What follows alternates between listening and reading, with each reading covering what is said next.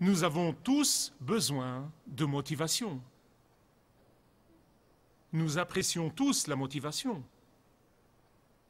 Et il n'y a pas de mal à nous motiver nous-mêmes et à motiver les autres. En fait, comme le savent beaucoup d'entre vous, l'industrie de la motivation dans ce pays est une industrie de multimilliards de dollars. Mais il s'agit de savoir, qu'est-ce qui nous motive vraiment? Il y a certains qui sont motivés par l'avidité. C'est essentiellement ce qui motive leur vie. D'autres sont simplement motivés par la survie. Il y en a d'autres qui sont motivés par la peur. En fait, j'ai lu cette semaine, j'ai lu quelque chose sur une compagnie qui a mis en œuvre un plan de retraite auquel tous les employés devaient contribuer. Et ils ont publié l'avis, mais un des employés a refusé de signer. Il s'appelait Sam. Et Sam a dit, eh bien, j'ai lu toutes les clauses et je ne pense pas que ça va être payant pour moi, je ne vais pas signer. Le problème, c'est que pour que le plan marche, 100% des employés devaient accepter de signer les papiers. Évidemment, ses collègues vont chez lui et commencent à le supplier. « S'il te plaît, Sam, signe, car nous sommes tous impliqués dans cette affaire. » Il leur dit « Non, je ne vais pas signer. » Et donc son directeur intervient et lui dit « Sam, s'il te plaît, signe le plan. Nous avons besoin de ta signature sur le plan. » Elle lui dit « Non, je ne vais pas signer. » Donc finalement, on invite Sam au bureau du président. Et le président met les papiers devant Sam et lui dit « Sam, tu dois signer ces papiers. Sinon, je vais te renvoyer. » Sur quoi Sam prend le stylo et signe son nom. Et donc le président se cale dans son fauteuil et lui dit « Maintenant, Sam, que tu as signé, pourquoi, au nom du ciel, n'as-tu pas signé la première fois qu'on t'a demandé ?» Il lui dit « Eh bien, personne ne me l'a expliqué aussi clairement que toi. » Certains sont motivés par la peur. Mais il y a une autre motivation, et c'est la motivation biblique. C'est la motivation que vous trouvez dans la Bible, de la première à la dernière page. C'est la motivation par les récompenses. Et c'est exactement la motivation dont parle la Bible. Eh bien, je ne veux pas être critique là, mais écoutez-moi, voilà la vérité. La Bible, de la première à la dernière page, parle de récompense. Eh bien, qui suis-je pour le dédaigner? En fait, si vous lisez les 7 lettres que le Seigneur Jésus a envoyées aux 7 églises de l'Asie mineure qui sont dans la première partie du livre de l'Apocalypse, chacune d'elles se termine par une promesse de récompense. C'est juste là, dans la Bible. Dans les quelques derniers messages, nous avons vu personne après personne après personne du chapitre 11 de l'Épître aux Hébreux.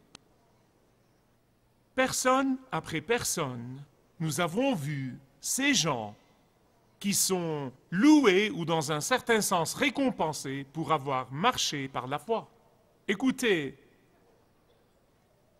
la Bible dit maintes et maintes fois, par la foi, par la foi, par la foi, Abel par la foi, Enoch par la foi, Noé par la foi, Abraham par la foi, Moïse. Et nous avons vu tout au long de cette série de messages que ces gens-là n'étaient pas le moins du monde parfait, qu'ils n'étaient pas le moins du monde infaillible. Non, en fait, nous avons vu dans chaque situation, dans chaque cas, comment ils ont échoué et comment ils ont gaffé et comment ils ont trébuché un peu partout. Et c'est pourquoi nous avons intitulé cette série de messages « Ils étaient juste comme nous ». Ils ont gaffé. Et le message d'aujourd'hui est un message indépendant. Et c'est vraiment le couronnement de cette série de messages. Et il vient du livre de l'Épître aux Hébreux, chapitre 12, du premier verset, les 3 premiers versets. Et laissez-moi vous demander de vous lever en l'honneur de la parole de Dieu. Hébreux 12, versets 1 à 3. Par conséquent, nous aussi, ayant une si grande nuée de témoins qui nous entourent, rejetons tout fardeau et le péché qui nous enveloppe si facilement et courons avec persévérance la course qui est devant nous. Ayant les regards sur Jésus, le chef et le consommateur de notre foi, qui, en vue de la joie qui lui était réservée, a enduré la croix, méprisé la honte, et s'est assis à la droite du trône de Dieu.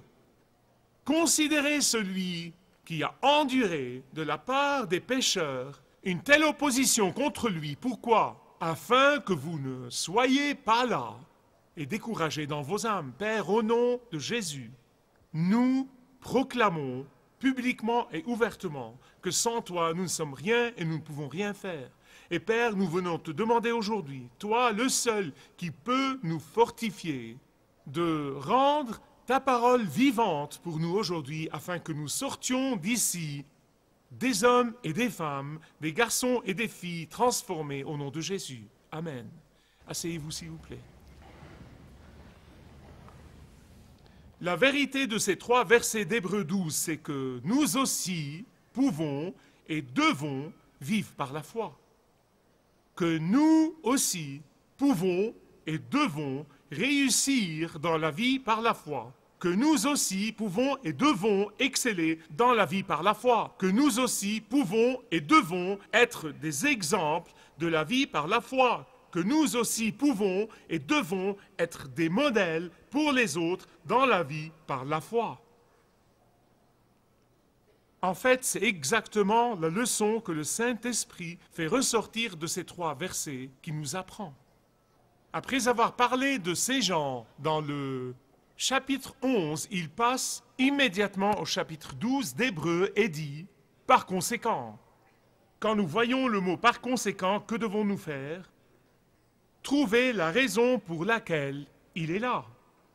Et là, le mot « par conséquent » veut dire qu'après tout ce que nous avons appris d'Hébreux 11 dans les quelques dernières semaines, par conséquent, puisque nous sommes entourés de ces modèles de foi, puisque nous avons une abondance d'exemples d'hommes et de femmes de foi d'autrefois, puisque nous pouvons clairement voir leur vie exemplaire dans la parole de Dieu, nous pouvons voir ces exemples chaque fois que nous ouvrons la Bible. Par conséquent, imitons-les.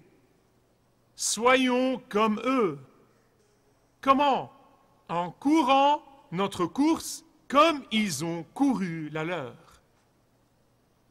Mais l'auteur de l'Épître aux Hébreux nous apprend une chose. Il veut que nous sachions ce qui suit. Il veut que nous sachions que le modèle que ces gens de foi nous ont laissé est la chose qui devrait nous encourager. Que le modèle de foi que ces hommes de foi et que ces femmes de foi nous ont laissé devrait nous motiver à marcher et à vivre par la foi. Quand nous échouons et nous pensons que nous ne pouvons pas nous relever, nous devons nous rappeler ces hommes et ces femmes de foi et nous devons nous dire, s'ils l'ont fait, nous pouvons le faire. Quand vous traversez des moments difficiles dans la vie, et nous les traversons tous, et que vous êtes tentés de renoncer, leur exemple devrait vous dire, si ces gens l'ont fait, ils l'ont fait avec tous leurs défauts comme nous l'avons vu, nous pouvons le faire aussi. Alors chaque fois que vous vous retrouvez face à des difficultés et des impossibilités dans la vie, et que vous ne vous sentez pas à la hauteur, leur exemple devrait vous rappeler qu'eux aussi ne se sentaient pas à la hauteur. Mais si ces gens n'avaient pas permis à leurs défauts de les empêcher d'avoir la victoire, nous le pouvons aussi. Et c'est exactement ce que signifient ces versets. Maintenant, j'ai plusieurs choses que je veux vous dire rapidement au sujet de ces 3 versets. Numéro 1, il essaye de nous dire que la foi chrétienne est une course, un marathon. Or, beaucoup de croyants ne le pensent pas. Ils ne pensent pas que la vie chrétienne soit une course. Certains chrétiens ne veulent pas penser qu'ils courent une course. Beaucoup de chrétiens ne comprennent pas que la vie chrétienne est un marathon. Depuis le jour où vous dites oui à Jésus, jusqu'au jour où vous le voyez face à face, vous courez dans un marathon. Or, voilà ce que j'ai vu tout au long des années. Beaucoup de chrétiens sont des sprinters. Vous savez de quoi je parle? Ils sont des sprinters. Ils courent dur et vite. Je vous le dis vraiment, non, mais quand ces chrétiens courent, bonté divine, vous les voyez partout, dans toutes les études de Bible, en ville, dans tous les groupes, et ils témoignent et ils servent. Ils sont dans toutes les réunions de prière, ils sont partout et ils courent dur. Ensuite, ils s'épuisent. Et dans leur épuisement, ils disent, vous savez, j'irai à l'église pour voir ce que le vieux va dire aujourd'hui, mais vous savez, je ne vais pas m'impliquer. Je suis fatigué, je suis épuisé, et ils s'écroulent à la longue. Puis quelqu'un arrive, ils entendent un mot de Dieu ou un encouragement d'ici ou de là, et à ce moment-là, ils se relèvent et ils commencent à courir à nouveau, et ils courent de toute leur force, et ils s'épuisent à nouveau. Et toute leur vie chrétienne, c'est courir et s'épuiser, courir et s'épuiser, courir. Or, l'auteur de l'Épître aux Hébreux dit que le problème est là. La vie chrétienne n'est pas courir et s'épuiser, courir et s'épuiser. Car quand ils ont le cafard, bien qu'ils soient assis sur la bonne piste parce qu'ils sont sauvés, ils auront au ciel, donc ils sont assis sur la bonne piste, le problème c'est que quand vous vous asseyez sur la piste, vous risquez d'être écrasé. Écoutez-moi bien sur ce point.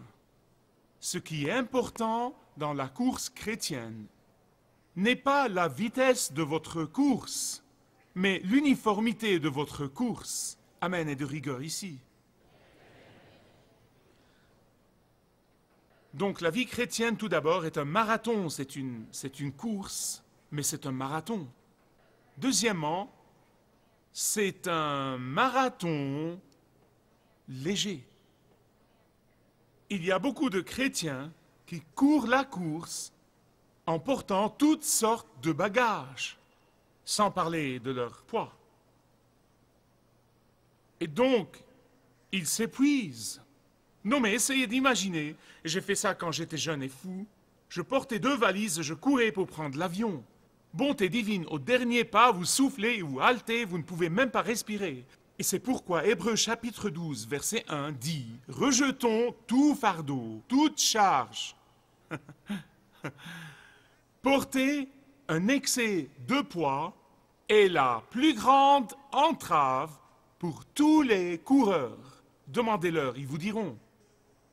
Et je ne sais pas quel poids vous portez aujourd'hui. Vous le savez et Dieu le sait.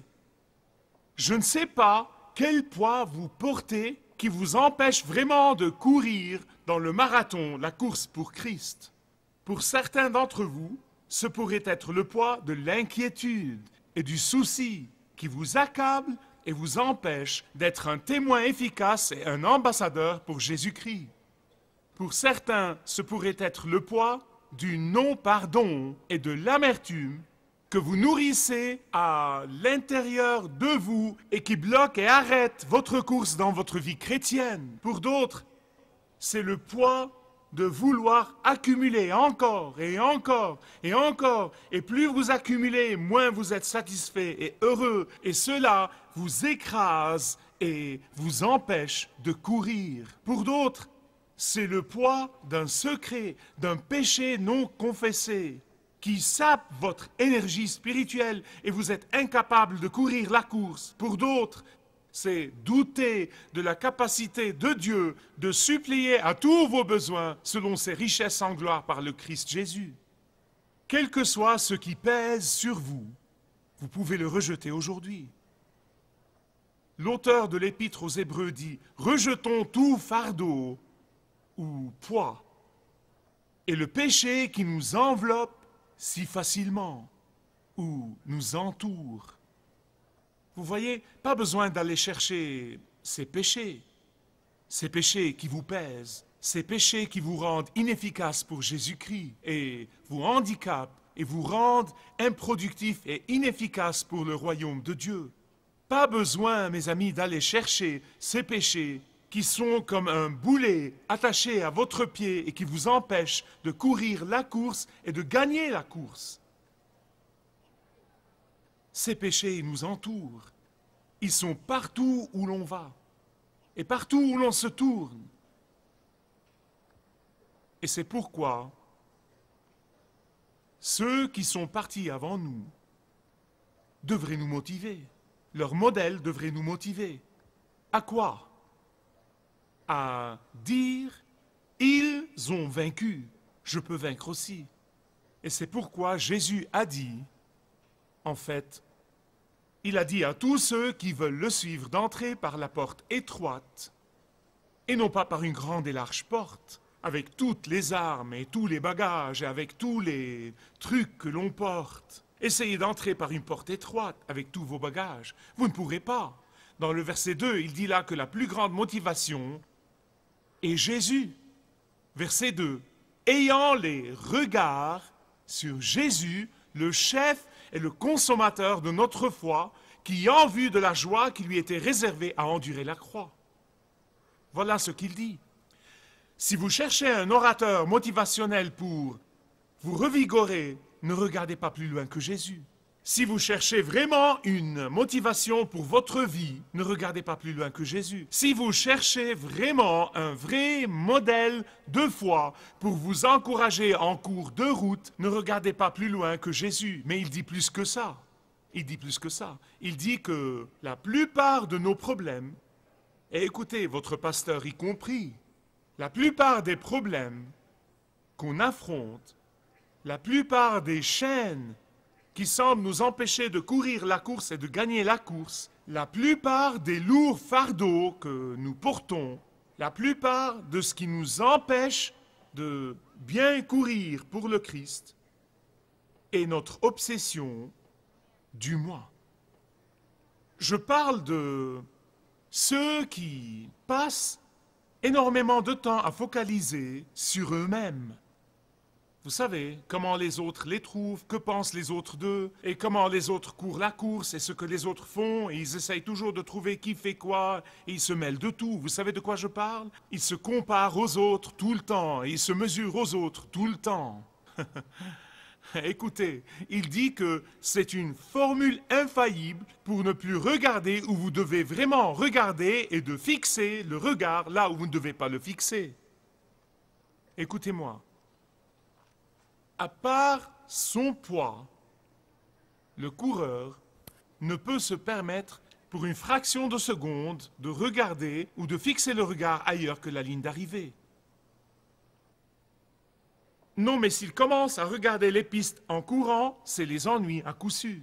S'il commence à regarder sur les côtés pour voir à quelle distance sont les autres coureurs, c'est les ennuis. Il doit garder les yeux sur la ligne d'arrivée. Qui est la ligne d'arrivée? Jésus. Il est notre ligne d'arrivée. Et il dit qu'il est le pourvoyeur de la foi. Jésus est la source de la foi. Jésus est l'auteur de la foi. Jésus est le donneur de la foi. Jésus est le centre de la foi. Et quand vous focalisez sur lui, quand vous contemplez Jésus, quand vous vous concentrez sur lui, quand vous passez suffisamment de temps avec lui, quand vous fixez les yeux sur lui, vous arriverez joyeusement à la ligne d'arrivée. Avez-vous jamais vu un coureur heureux et souriant et qui vous dit « Oh, tout est parfait et épatant. En avez-vous jamais vu? J'aimerais en voir. » Or, ça ne veut pas dire que la course ne lui donne pas la satisfaction. Non.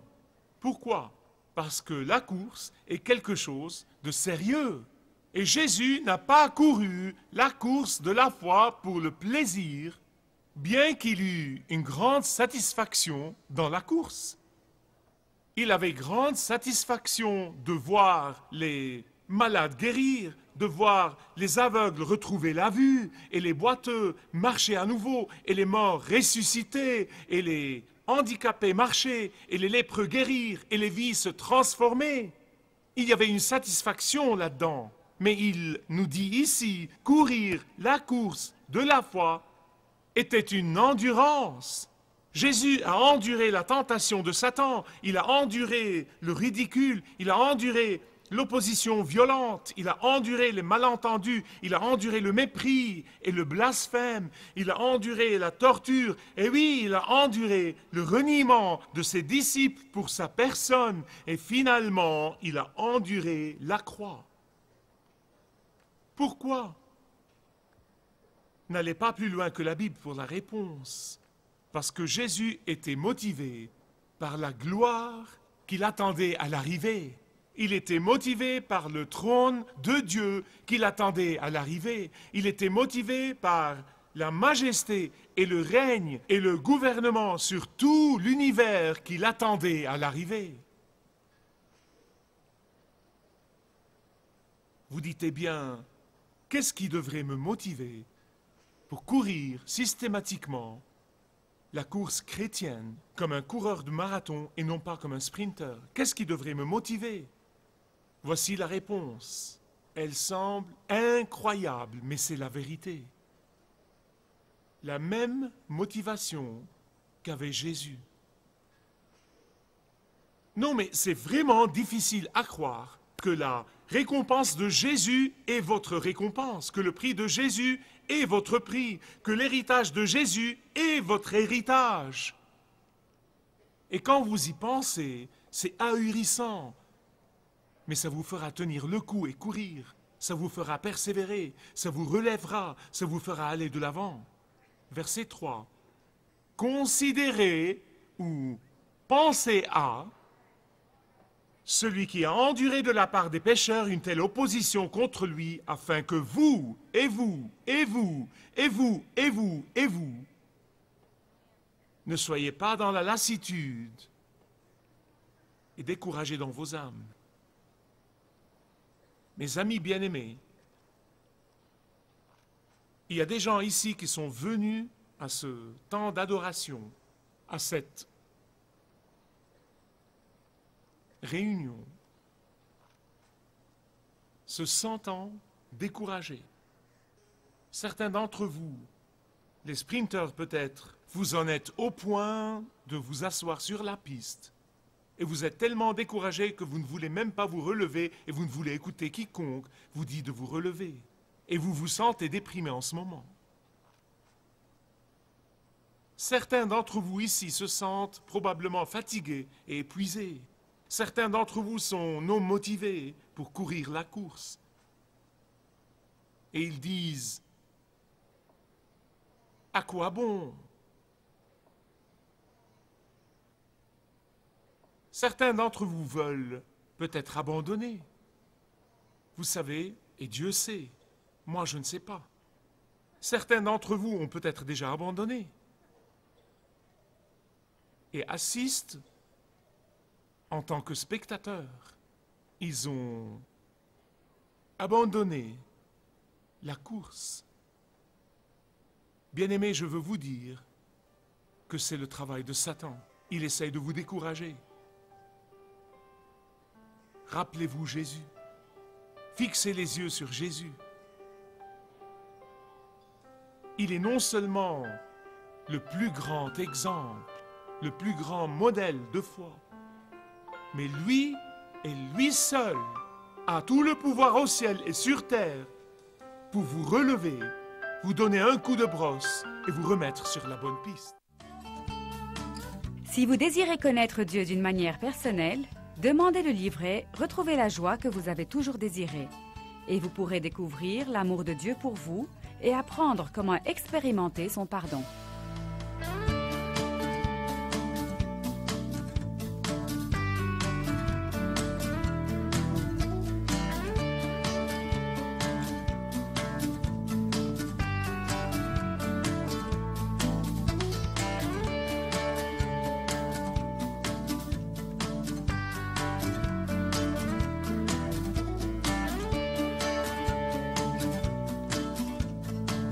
Si vous avez une relation personnelle avec Dieu et vous êtes intéressé à marcher plus intimement avec lui, demandez le livret « 7 pas sur le chemin de la foi » qui vous guidera dans une relation plus profonde avec votre Père Céleste. Demandez votre livret gratuit.